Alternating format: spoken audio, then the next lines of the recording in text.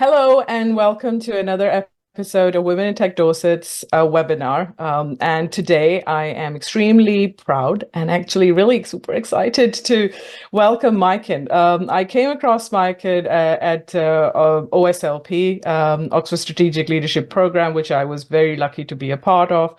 And one of the tutors were Majken. And I remember the conversations we had around the way people connect with each other, the energy in the room, what is some of those things that we can't see but all feel. And that connection is those conversations had a really profound impact on me.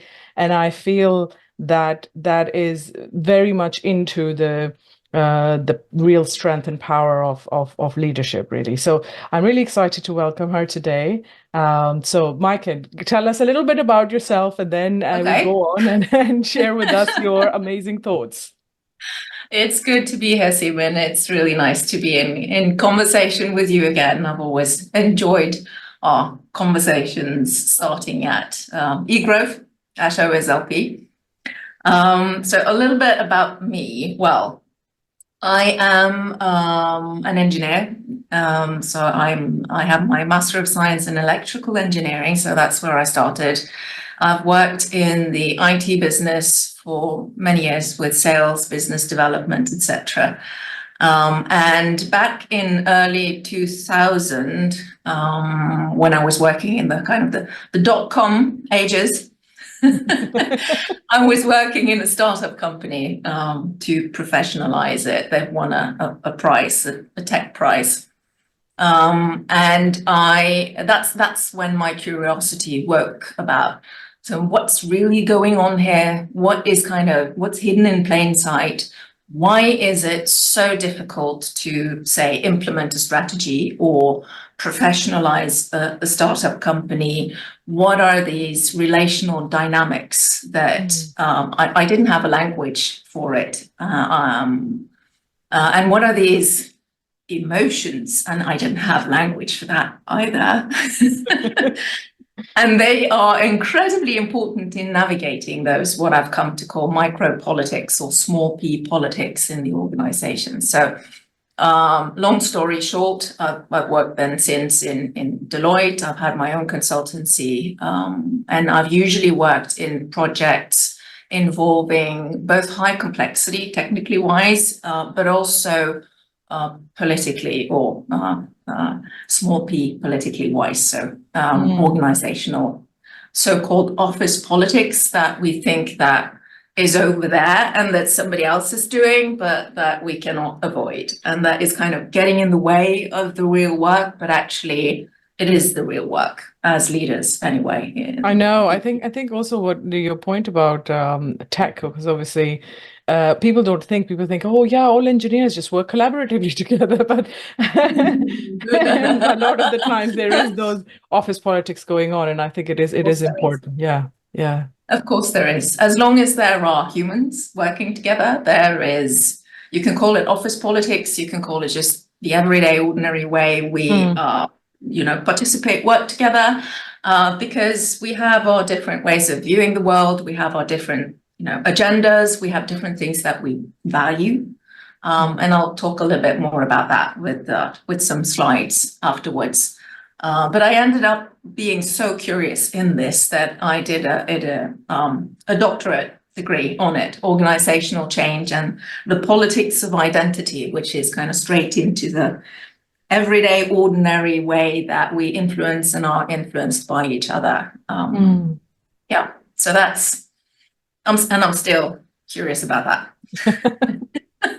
I think the language is, your point about language is so interesting, because I think a lot of the times, and I know we've spoken about it before, to say, what is it? I can't quite explain it, but it exists. Yes, you can sense it. There's something, but you don't have the language for it, right?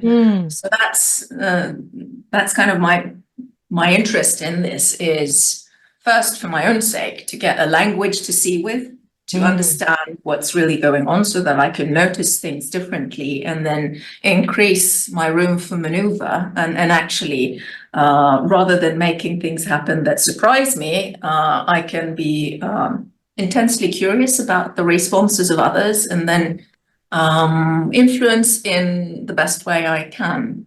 And then, gradually, as I got a language for the experiences I was kind of swimming in, I'm now interested in kind of sharing that language to sea with, so that others don't have to spend 10 years to make sense of this. They can make use of your 10 years.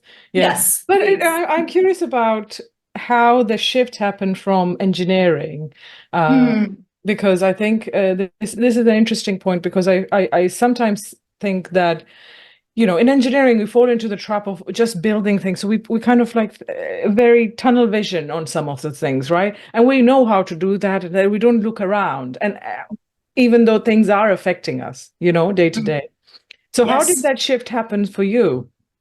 Oh gosh, I used to be incredibly frustrated in, for example, meetings where why can't we just spend 10 minutes discussing this and then get on with it, and rather than, spending 2 hours in a meeting? Do we need all these meetings, etc.? And all this office politics that got in the way of the real work, I thought. But then, of course, I found it incredibly much more challenging to professionalize a company than I was prepared for. And I didn't understand the dynamics in the office, why the engineers then said, we want you to professionalize our company. We want you to change it, but please don't change anything because we like it the way it is. So it's kind of that both and not, and how do I cope with this? What's really going on?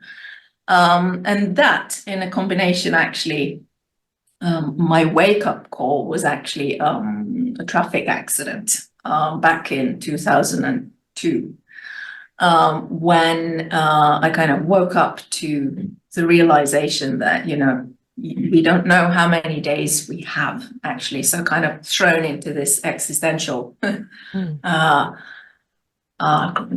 crisis, existential consideration of how do I want to spend my time? How do I want to spend my life? What makes sense? What gives meaning? And I realized that what made meaning for me, what was meaningful for me, was not so much just the bottom line or growing the company, but contributing to people having a good time, to people having a good life, to people thriving. So I got really curious about what is it, when is there a conflict? What makes people tick? What make people really work well together? What is important for people in their lives? So that's when my real deep interest in humans woke. So it's a combination of those things. I was both feet in the middle of swimming in this. I don't really understand what's going on here. Why is this so hard? And then boom, how do you want to spend your life? What's meaningful? How can I give something back? And that's kind of my new path, was then to understand more about what's going on here. How can we get a language to find a way to talk about what's going on? How can I help? Yes, no. I think that's wonderful, and I think perhaps let's move into some of the slides I know you're gonna share with us today. So let's perhaps go into that conversation. Let's do that. What I call micro politics, or actually everyday ordinary office politics. So I usually start by showing this picture, talking about complexity, because when we talk about the world becoming increasingly complex, we tend to mix complex with complicated or difficult, but actually complex. So being a bit of a nerd, I usually go into then etymology of the word. So complex actually literally means together, woven, so woven together. And then drawing attention to what is hidden in plain sight as you started talking about, I focus on how we are connected together as human beings in relational bonds. So I'm drawing on a metaphor of Norbert Elias, a German sociologist, who used the metaphor of elastic bonds. So imagine that people you are related to, you are connected to in elastic bands or bonds. Some of them are thick, some of them not so thick. They are warm, they are cold, they are dynamic, so they are constantly changing. And if you then imagine an organization where people are woven together in relational bonds and continuously influencing each other and being influenced by each other, just you begin to see a little bit of what is hidden in plain sight, because we don't think about these relational bonds and how we influence each other. So just bear that in mind. And then I draw on complexity science, actually. So there's a long tradition at the University of Hertfordshire, founded by Ralph Stacey, professor, and his faculty. So there's a doctorate and a research community that's been looking into the science of complexity, which is basically natural science. And this is probably why I got curious about this as an engineer, was that, is there a scientific way we can understand all these phenomena that happen between people, and how can I, with my analytic way of approaching things, how can I make sense of this? So this research community combines insights from natural science with social sciences. And where they meet is in the study of how patterns form. So how do trends emerge, which is a pattern? How do habits emerge, which is a pattern both on individual and group level and organizational level? How do cultures emerge and change? And an interesting insight there is that to understand this, we actually need to zoom in to the ordinary, what has become so common sense that we've stopped noticing it. And I quote Nietzsche as one of the thinkers. So all the problems of politics and social organization have been falsified through and through because we learn to, well, he uses the word despite little things or overlook little things. But the little things are incredibly important. And that's where I'm drawing the attention. And then John Schotter says that the influence of details comes to light when we display actions in slow motions. So, and you'll recognize this from my talk at eGrove OSLP. So this story, this is from something as ordinary as what we've come to call a meeting. Now, of course, a meeting is not a meeting. A meeting is a lot of different things, but we think we share an understanding what a meeting is because it's so ordinary. So this is a meeting. Now, there's a lot of things going on in this meeting. So John is sharing an idea. And then Lisa on his left-hand side, and you've probably experienced this, all of you, you share an idea and then, yeah, you're laughing.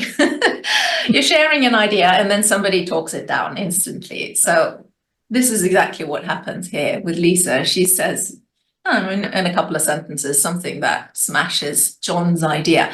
But what we don't see here in this picture is that they have a relation from before. So they've worked together in another company a few years ago, and the project didn't go very well. They left unfinished business in the air. So there are unresolved emotions. There's kind of an emotional backpack, if you like. Lots of things can have happened, but thing is that they don't really trust each other, and she doesn't like John. So it's not that she doesn't like the idea. It's just that she doesn't trust him because of previous experiences. So that's one layer. So you have relational history, relational bonds going on when you go into what we call a meeting. Now, Eva on the right-hand side, she actually has a crush on John. And this is something we don't talk about, right? But it happens. Of course, it happens when we have humans working together. We like some people better than others. We are attracted to sameness, perhaps. We are attracted to a charming man or a charming woman, etc. And this influences as well. Although we don't talk about it, it's hidden in plain sight, or sometimes it's just hidden. And she mends the idea, not because she likes the idea, but because she likes John. So there's another dimension to it. And then Trina, on the further left side, she actually likes the idea. She has experiences with similar projects. She really believes in this. She knows it will work based on her experience. She supports it, but she doesn't use words right then and there, but she smiles and nods. And you probably have experience with that as well. What happens when somebody smiles and nods when you talk is that you elaborate. Yes. And you probably also experience that you actually become smarter. You get access to more associations, more thoughts. So actually, what we call active listening is co-creation of ideas, because it makes it easier for the person talking to elaborate on the idea. So he continues to talk and the idea grows. And then you have Bob. He's newly hired. He doesn't understand a thing of what's going on, but he doesn't want anyone to notice. So he pretends, and he smiles and nods. And John takes that up as encouragement for his idea. It doesn't really have anything to do with it, but he continues then to elaborate. And so the idea grows. And then finally, Lars, he, loud and clear, thinks this is an absolutely silly, stupid idea that will never work because of this, that, and the other. And what we also don't see in this picture is that he and John have just recently applied for the same job.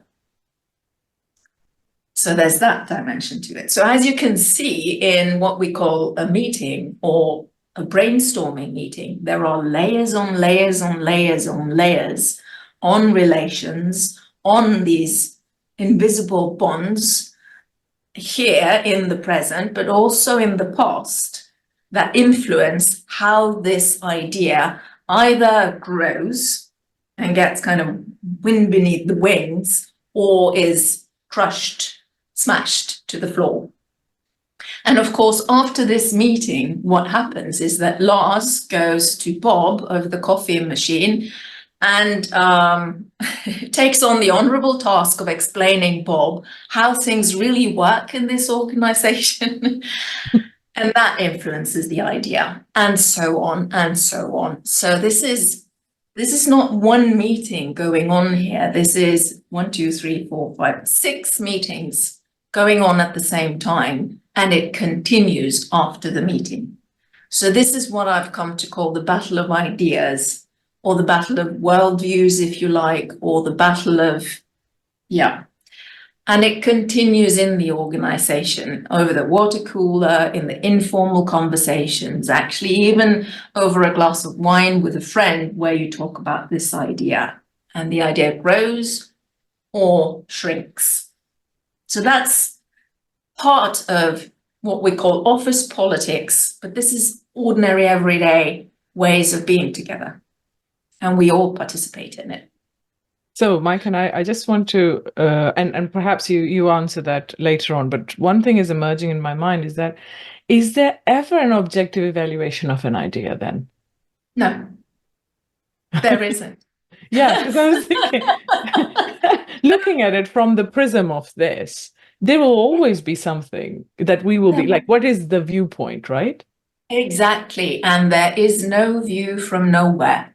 There is no purely objective perspective, because we all come from somewhere, and we always look through, if you say, one pair of glasses, one set of glasses. That's my experience.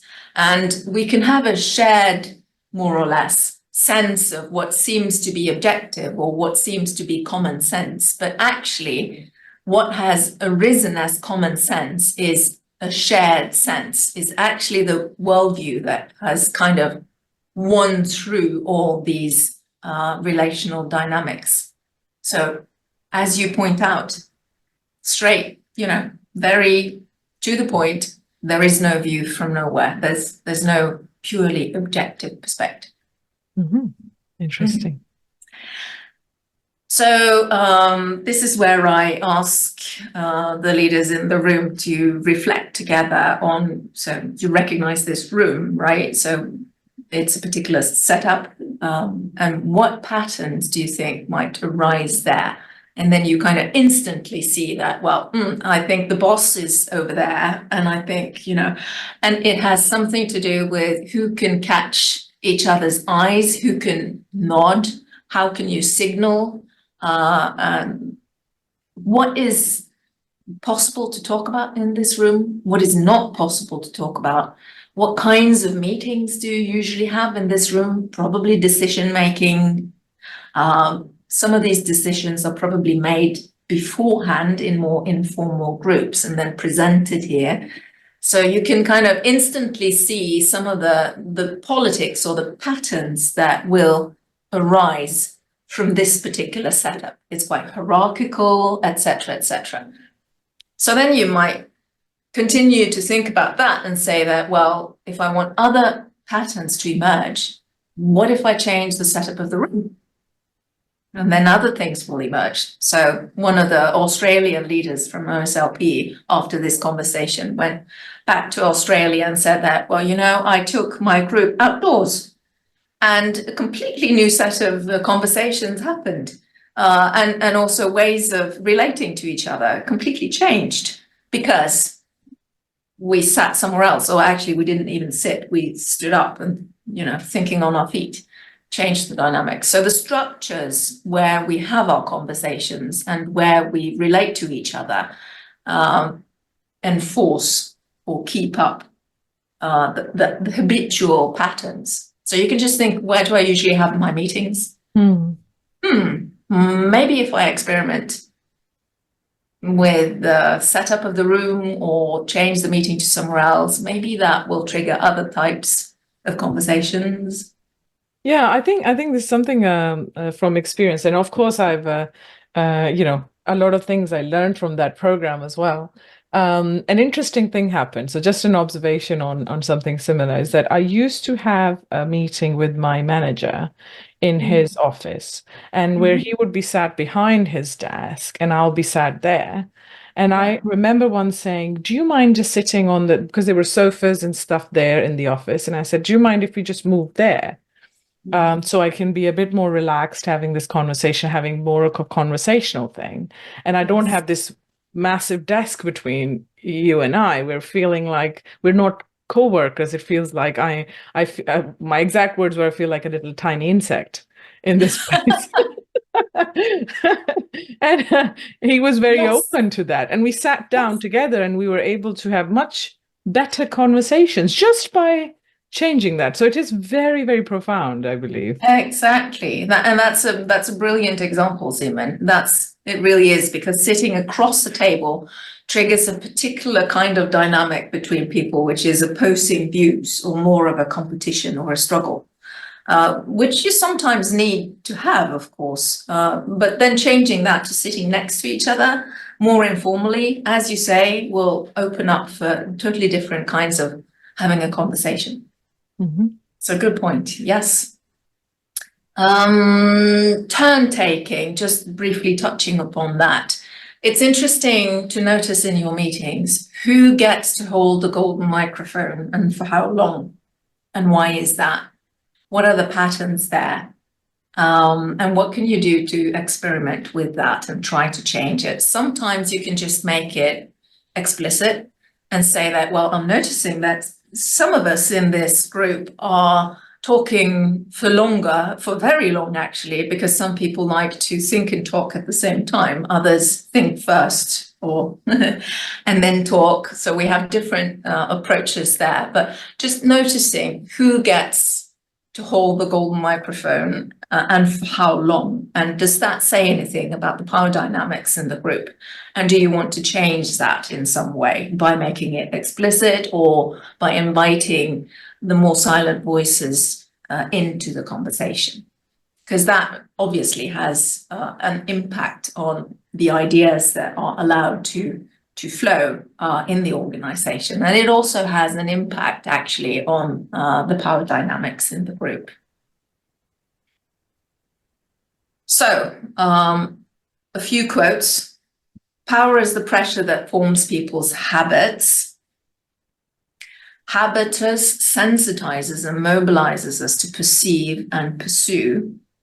And communities evolve social habits, which are largely unconscious. So habitus is the unconscious patterning of interactions. And I'm going to give you some examples, or actually another story to illustrate this. So we form social habits, and this happens really quickly. Just think of if you're new in a group and you go to lunch, you usually then choose a particular place to sit, and then you come back to that place. Or if you sit around a meeting table and then you come back, you sit at the same spot. And who gets to talk first? How do you talk? What do you address, etc. And this really quickly patterns emerge in the group. So this is the story of what I've come to call social backpacks. Now, this is another meeting, and it looks like there are 8 people present in that meeting. But as you see, there are many more people in that meeting. And these are people we've had a relation with previously in our lives. So our ways of relating to other people are formed by previous experiences of belonging in different groups. So, for example, think of the family you grew up in. And an interesting question to ask yourself is then, what was my kitchen table culture? How am I used to relating to others? So, using the example of, I usually call him John again for simplicity's sake, so he's the guy standing up here. He grew up in a family with a quite authoritarian father, and is a bit conflict averse. So he's not very comfortable with high levels of friction or disagreement or engaged debate because it was not encouraged. He's not familiar with it. It was not part of his familiar way of relating in his early family experience. And of course, different groups that you have experienced wanting to belong to or belonging to, they influence what is okay, what is not, what is valued here, what is not. So on the other side of the table, Eva sits, and she grew up in a family with many siblings, with a lot of sound around the kitchen table, high debate, and it was encouraged by both parents. So she thrives in that. She loves it, and people talk over each other.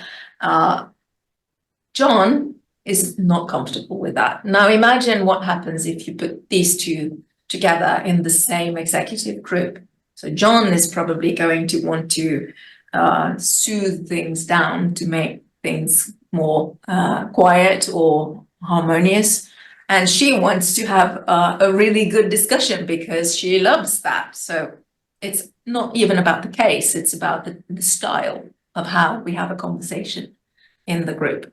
So we carry our relational habits with us. And it's interesting to become aware of what are my relational habits when I'm in a group. How do I try to influence others? How do I allow myself to be influenced? And to become not just aware of my own social backpack, but also aware that other people have their social backpacks, which are probably different to mine, which might explain why people respond in ways that I might find surprising from my own perspective. So this also links to your point, Seemin, that there's no view from nowhere, right? Because we cannot grow up without a social backpack, and that will influence how we experience what is going on. Yeah, I mean, one of the things it's bringing to my mind is about, there's a wider question about cultural fit. Okay, so when we are interviewing people and bringing people in, there is a lot of debate about whether cultural fit is a measurable thing and nobody's able to measure it. They're just able to feel it. And is it what they're looking for is a similar, let's say, relational habits or trying to evaluate the similarity in those habits as they evaluate a candidate going through some sort of a talent acquisition pipeline or some sort. This question is huge because you often feel like you were saying that when people have those kind of habits, how often do they have conflict in different scenarios? So they think, "Oh, normally in these meetings, it was brilliant until Ava joined, and then now it's a battleground, And I think that I'm very keen to understand what your thoughts are around that cultural fit and all of those things.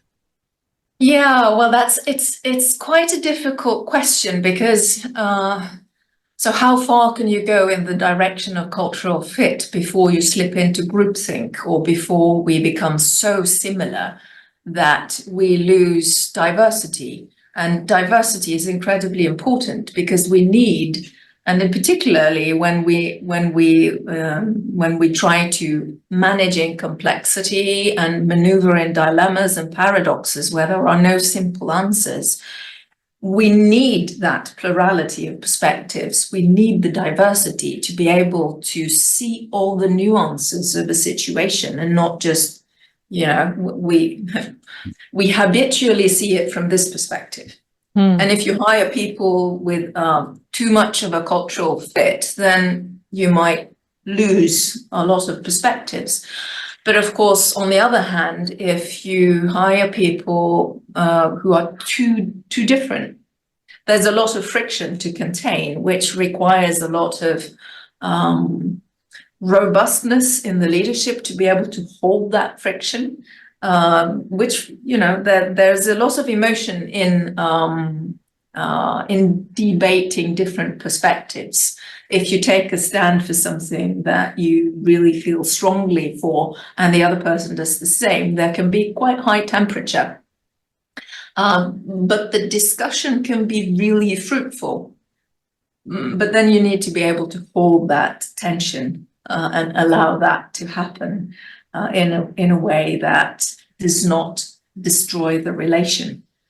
So or perhaps the people as well, right? Because I think that one thing in that dynamic is I have felt that it has had a personal impact on people. So they're not just focusing on the subject; they're taking everything personally, even though they're perhaps discussing concept, but it is somehow extremely personal.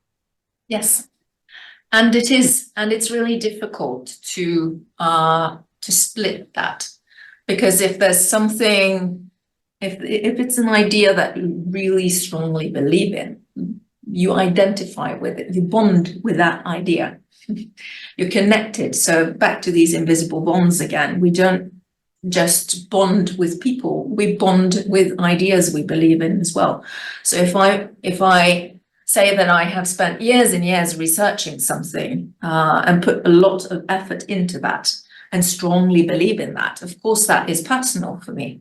And if somebody attacks that idea, I'm going to stand up for it because of all the hours and tears and blood and sweat that I've invested in that. I'm not going to easily let that go.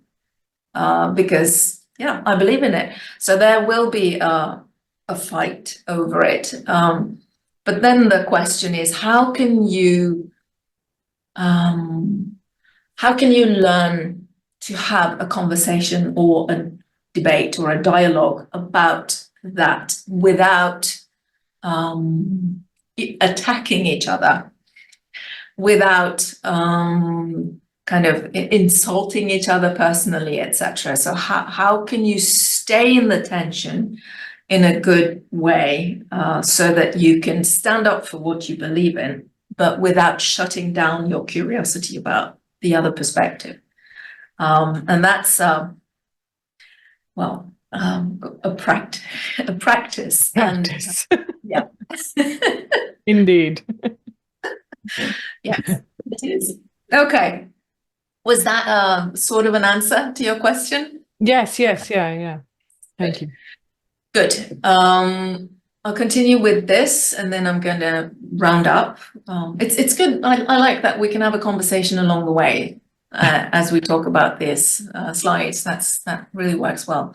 So this is one of my favorite paintings because it speaks so well to, very strong politics. Because office politics, if you want to call it that, or everyday politics, can get incredibly intense, and even so intense that it can affect your health, because there is so much at stake. Now, this particular painting by Robert Thom is a painting of Dr. Semmelweis, who's the guy standing up with a moustache and the bow tie. Dr. Semmelweis, he was researching, he lived in Vienna in the 1850s, and he did his research on, he discovered the bacteria. So he did research on physicians who did autopsy, and then they went directly from autopsy and delivered babies. And the mortality rates were, of course, then sky high. It was above 18%. And then he discovered that if they washed their hands with alcohol, and in between, performing an autopsy and delivering a baby, then the mortality rates would drop to just above 1%. So this is you could call it a technological discovery or a scientific discovery that kind of is incredibly important and, huge. And you would then think from just an idea perspective that this idea would, of course, be embraced because you'd save people's lives. So why wasn't it? So look at the body language of these physicians. Look at you can see the power dynamics in this painting. You can see the kind of I don't really believe in you, doctor, kind of looking down. And then the other guy kind of standing up against the wall, demonstrating how his resistance or I think this is just stupid posture. And this, of course, it shows in the way people look at you. It shows in body language. It shows how people talk to you. And Dr. Semmelweis was ridiculed in the newspapers, in his meetings with physicians. Some of the younger physicians tried out washing their hands and were kind of willing to experiment with it. But the more experienced physicians, no. So after a while, Dr. Semmelweis was actually submitted to a mental hospital because gradually, as you swim in this politic with people ridiculing you over time because you present something that is so threatening to the existing power dynamics, and then he started to internalize it and believe that it was actually something wrong with him. So what we've come to call cancel culture is not something new. So he was attacked. He was ridiculed. He was submitted to a mental hospital where he died of an infection, ironically, of bacteria, which is, it's a sad story, but so illustrating of what happens with a threatening new idea. And what was so threatening about it? Well, think of the identities of these physicians.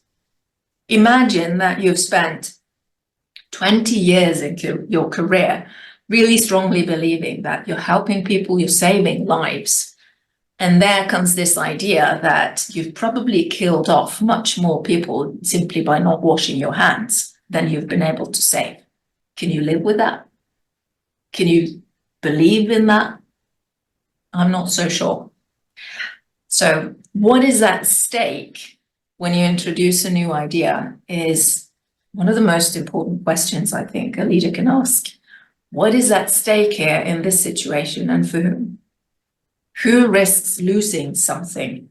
Is it loss of face, loss of, I've invested my last 10 years in this and now it's no longer valid, just with a stroke of a brush? And of course I'd stand up for that. Of course I'd fight for that. So what we've come to call resisting change. So what does that really look like if you take the perspective of the other who's resisting the change? What is he or she standing up for? What are they fighting for? What are they believing in? What are they risking losing? So that kind of radical stakeholder empathy, I'd call it, is incredibly important to do. And also then bear in mind that people have different social backpacks, so they value different things. So what is at stake? And in this particular situation, what is at stake for them is their whole careers, their income. They have to support their families, their idea of who they are as a human being. Who can live with the idea that I've killed 30 people and saved 2 because I didn't wash my hands? So yes, and if you get close to a tipping point, to use an expression from the complexity science, if you come close to a tipping point where you have a paradigm shift, where the idea of how things work is about to change and is about to change the power dynamic and who has status and who is seen as the knowledgeable and who gets to influence and who gets to hold the golden microphone for longest because they have the authority. And if that is at stake, there will be high emotionality. Mm-hmm. I have a question around innovation and the impact of that, because I think obviously in the tech world, we see that you have been the startup circuit as well. And so that is any new thing that we start is just what they call disruptors, basically telling, for example, in the fintech world, big banks are being told how they do banking is wrong. This new kid on the block is actually being able to do it much faster and taking away lots and lots of their share of customers, So this is not an unknown story. I'm talking about tech because that's my background.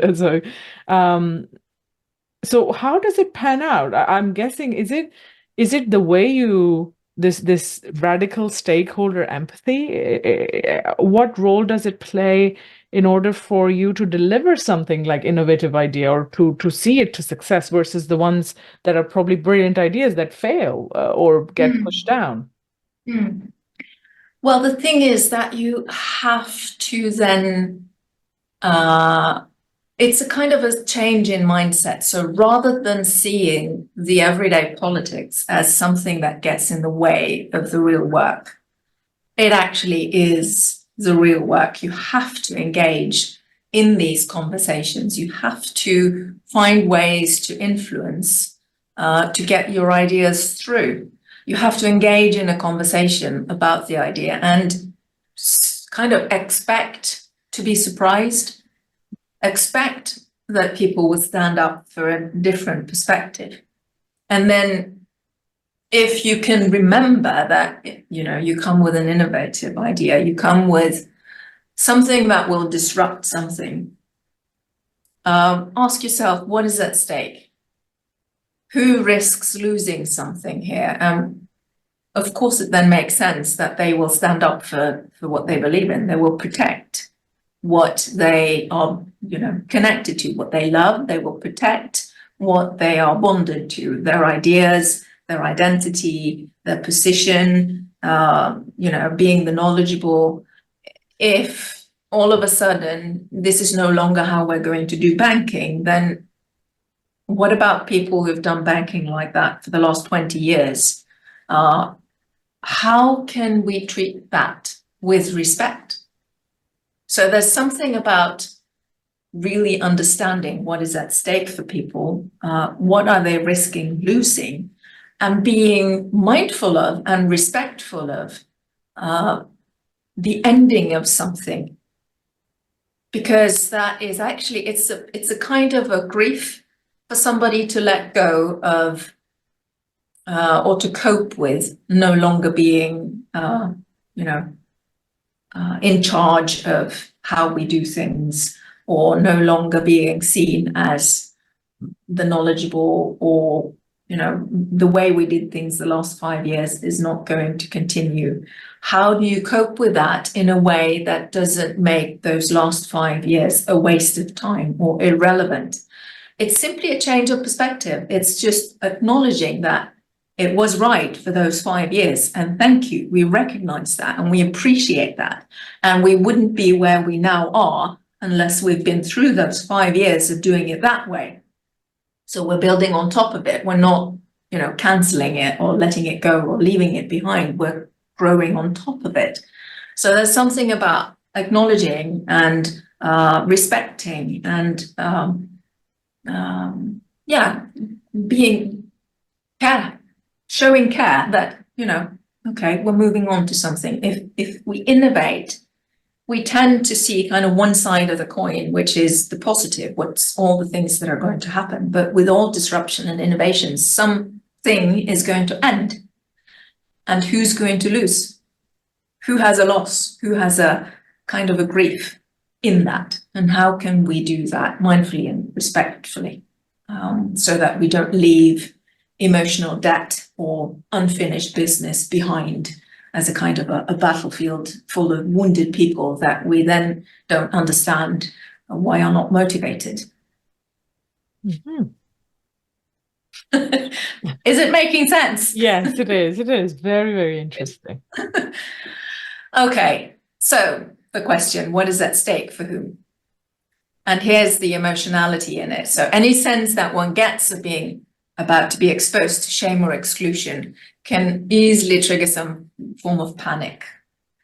And the responses to shame and panic easily takes the form of aggression. Mm-hmm. So there's just one quote to show that if you risk not belonging in the group anymore, if you risk not being seen as important anymore, if you're old-fashioned, or you're now considered to be one of the dinosaurs or something, you're not part of the company or the group that gets recognition for what is the trend or what is seen as a new thing, then that will trigger, because we are wired for attachment, humans, we are social animals. So that triggers actually physical fear of being seen as irrelevant, or being socially annihilated or socially killed, as seen as not important. So there's strong emotionality. So whenever there's innovation and disruption, there is high emotionality.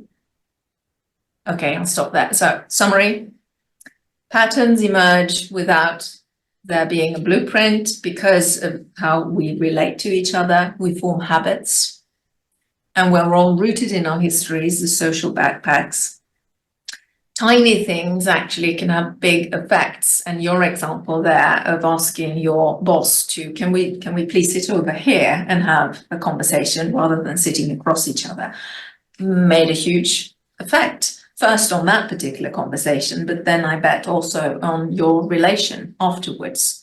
So that's a tiny thing that can have a big effect. And only where there's difference, there can be novelty, to speak of your cultural fit. If the fit is too well, then there is not enough friction and diversity in perspectives. And the emotionality of disruption. So what does that mean for leaders? So notice more, pay attention to what is hidden in plain sight. Remember that we all have social backpacks. There's no view from nowhere. And be more curious about the responses of others rather than you are misunderstanding. That's not what I meant. And be more, oh, that was a surprise. I didn't see that one coming. Can you say more about that? Forget about control, because you cannot control in complexity, but you can influence, definitely. For example, by inviting somebody to sit somewhere else. Know your social backpack. hold the tension to allow for emergence, which means that, a little bit of high temperature in conversations is necessary. But then how can you repair that afterwards? How can you make sure that people don't leave that meeting with kind of emotional debt or unclarity or unfinished business or gossiping about each other? Just landed in a good place. Expect the unexpected. And then, as I addressed in the end, towards an ethics of care, which means understand or make an effort to understand what is at stake for people. What are they at the risk of losing, that can explain why they are standing up for and protecting the status quo or what they believe in. Also make an effort to see the silent stories whose voices are not heard. How can I involve those voices in a different way? And be mindful of how you use your own power, that's a hard one. You need people's help to do that. How am I used to influencing others? It's so habituated, it's so unconscious that we need other people to hold up mirrors to understand how I affect other people and how other people affect me. So I'll land there. Okay. Okay. I have obviously lots of questions. How many hours do you have today? Okay, go ahead. Let's see. All right, guys, let's see how many we can cover in this. But thank you so much. It's incredible listening to you as always. So we'll just start talking about a few things that I want to discuss further, maybe with you. You mentioned, let's say, from your last slide, is about knowing your social backpack. Now, it is not always easy for everyone to go on a journey of self-discovery. And I think perhaps we are sometimes also in protecting ourselves or in denial at some stages about what our social backpacks are. So how would you recommend an approach for a leader in that sense? Oh, that's a very good question. And yes, I totally agree with you. It's not an easy job. It's not usually something that you can do on your own. You need other people who know you over some time, who can mirror you, or that you can go in conversation with and can help you discover what your social backpack is. We might be in denial, absolutely. There are unfortunately quite a few stories amongst leaders of difficult childhoods. And sometimes that has kind of fueled why people want to become leaders, because they want to contribute or stand up for others, or yes. So that kind of hardship is usually actually part of a leader's story. So to be mindful there of how deep into that do you want to go. You can start by just kind of visiting or thinking back at what groups did I belong to. So the question of exploring your kitchen table culture is a way to start. So you can explore the dynamics in your family. So what was valued, what was kind of encouraged, what was given praise, and what was either overlooked or underplayed, or even dismissed. From that, you can see a little bit of some of where your values have grown up. So Hans Joas, a German sociologist, he's got a quote that I really like. He says that values emerge in your life story. So it's not, you need to kind of revisit the story of your life and look at what have you been standing up for? So what are your values? Where has your leadership kind of emerged in different parts of your life? For example, if you stood up for a younger sister or brother, or if we all have stories of different kinds there. So also where you are in amongst your siblings can also have something to say about how you show up in your leadership. So sometimes the oldest, for example, takes on more responsibility. So you're used to carrying other people's things. You're used to taking on board more things for people. Or if you have a tendency to be the first one who speaks, if there's a silence. So you might notice that you have a low tolerance for silence because you've been used to being the one who kind of makes sure that everything's okay, make sure there's a good atmosphere. And if it's too quiet, too long, it's uncomfortable. So you step up. And of course, then you can ask yourself the question, because sometimes those silences are productive. Sometimes we need to allow it to be silent for longer. And if I then have a tendency to make sure that, the atmosphere is nice by saying something because of my own discomfort with the silence, then, okay, so that's part of my social backpack. I tend to speak up when it's silent. Maybe I need to challenge myself to allow it to be silent for longer, because that's productive sometimes. If I'm used to taking a lot of attention by holding onto that microphone and speaking for a very long time, then, that's part of my habit. Maybe I need to dial down on that a bit. Or, the way I influence others. Back to your question. So how deep dive do I need to understand my social background? Well, it's a kind of it's a never-ending journey to get to know yourself. So let's say that you go on that journey and you are somewhat more aware. Yep. What do you do with that information? So being a leader, what's the next step? So you are aware of your own backpacks now. Obviously, you're in that meeting room with a lot of people with their backpacks. How do you utilize that newfound knowledge that you just realized about yourself in that scenario? Yes. So, for example, if I come from a family personally, I come from a family with a very strong father. So I need to be aware that I don't let my experience with authorities get in the way, right? And I need to work with, and I've done that for years, so I need to work with living with my discomfort of disagreement. So staying in disagreement. So rather than kind of withdrawing because there's a conflict coming up, I need to do the opposite. So I need to stay with it.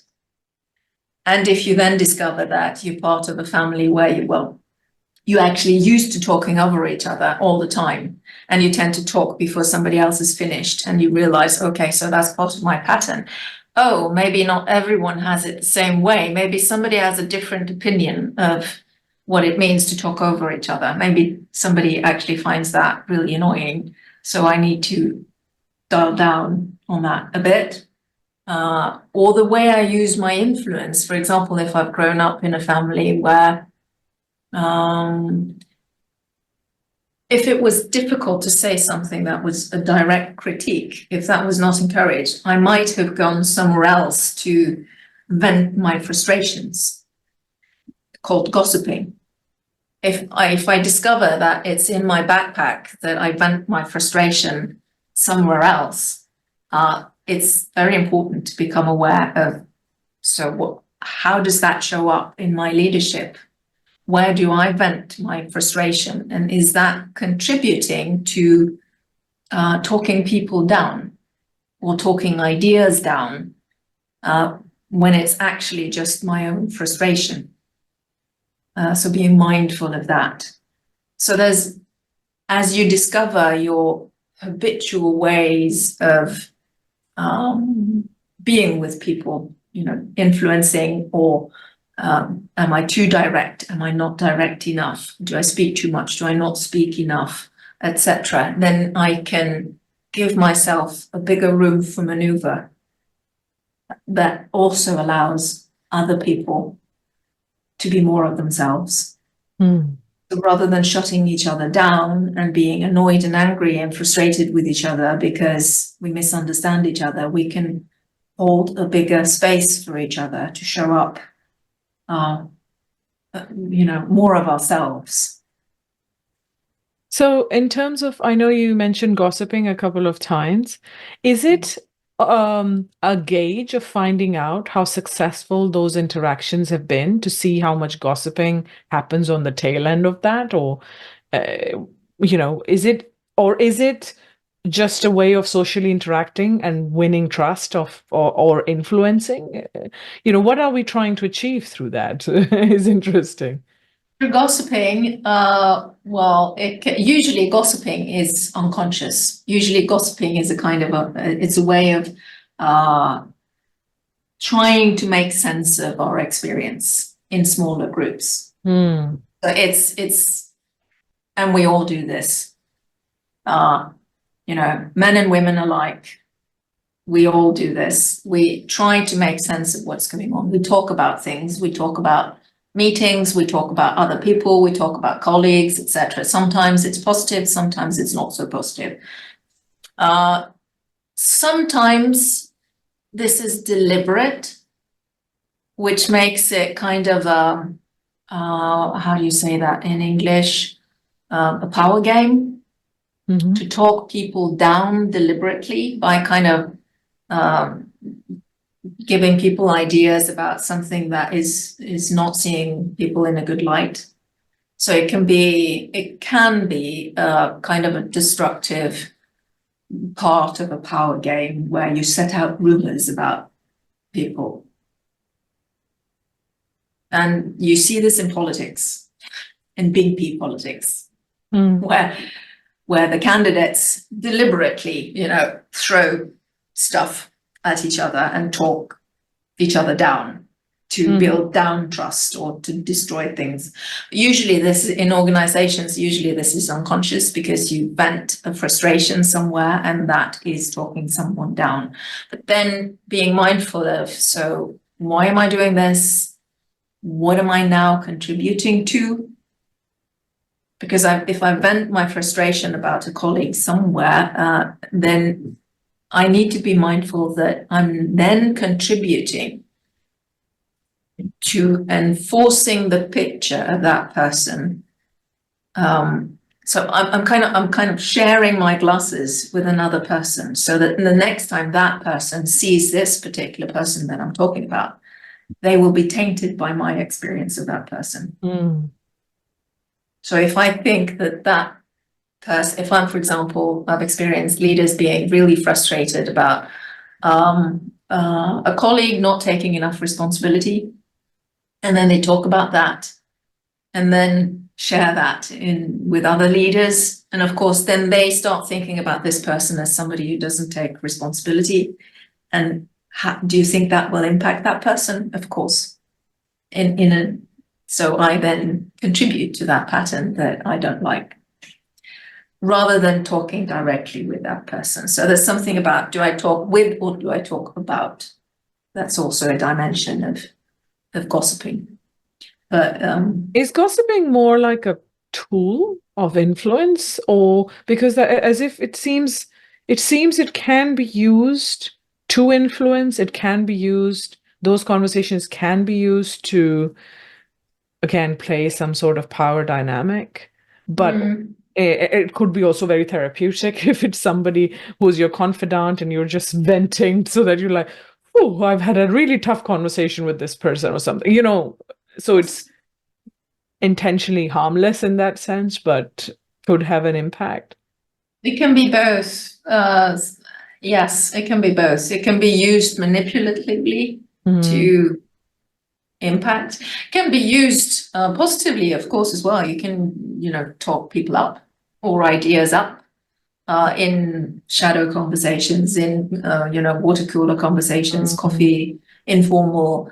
You just start noticing how you talk about things and other people. Start kind of toning into what are the organizational conversations here? Are there any, I call it organizational evergreens? Is there kind of music that is repeated throughout the organization? Oh, here we go again, there's that conversation. So for example, if you meet somebody and you ask, so how's it going? And then the organizational evergreen is, I'm incredibly busy. I'm just loaded with things happening, isn't it? You kind of talk up your own image as super important and very busy and very successful because you're so busy. But what does that create? It creates an atmosphere of high speed, everybody's very busy. Okay, is that helpful? Is that the kind of music you want going in your organization? How's the burnout rate? How's the turnover in the organization? Might there be a connection? So just listening into the music going on in the organization. What are people really talking about? Yeah. Okay. That's brilliant. I think this thing I felt that this talking up as well is a very interesting point that you said, because you know how people said, oh, your reputation precedes you. I think a lot of the time, and you think, is that a good thing or is it a bad thing? Yes, if people say so, usually that's a good thing. Yeah. Just like, I've heard some terrible things about you. Yes, exactly. Usually not said. So the other question I wanted to ask you before we close is about ending things, because I'm ending this conversation and not really wanting to. But we spoke about developing this empathy of when something ends, because there is some grief involved in that. Yes. And I want to explore this with you a bit more in detail about what is it like for us in your study and or in your experience. So how do we behave when we end things? Oh, wow. So how many hours do we have?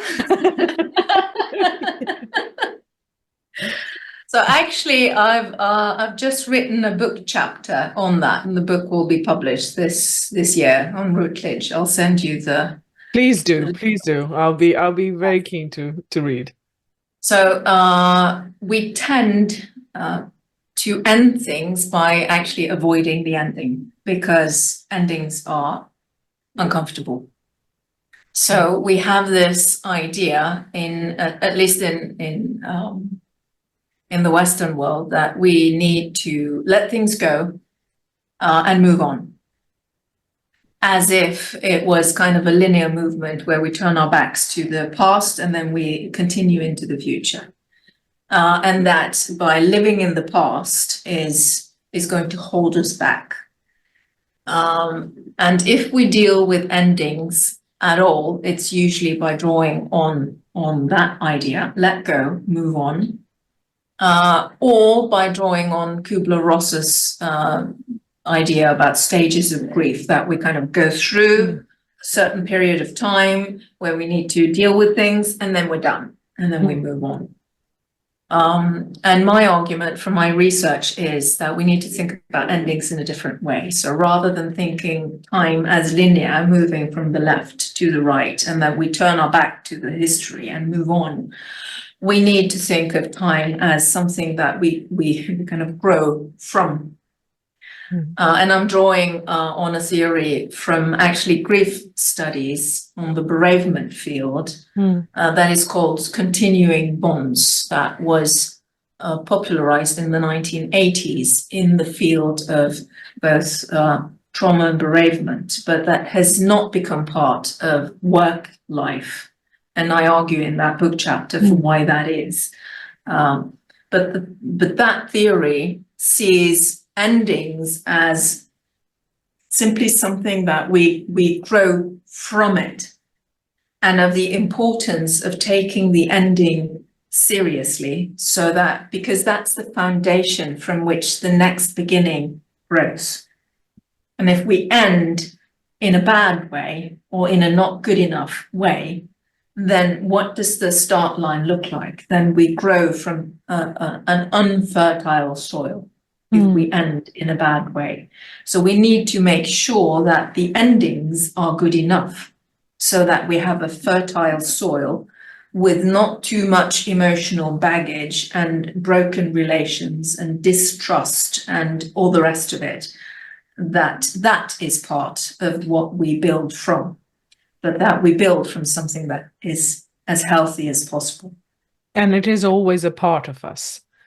I mean, it's always a part of us. Because the thing that about the stages, grief stages, and I have always not found it completely, like I've disagreed with it in my head, because in my mind those stages repeat over and over and over. Exactly. And I was thinking, you don't just get out. So what I don't like about that in my own experience as well is to just personally reflect on it and thinking, no, I'm going through that all over again.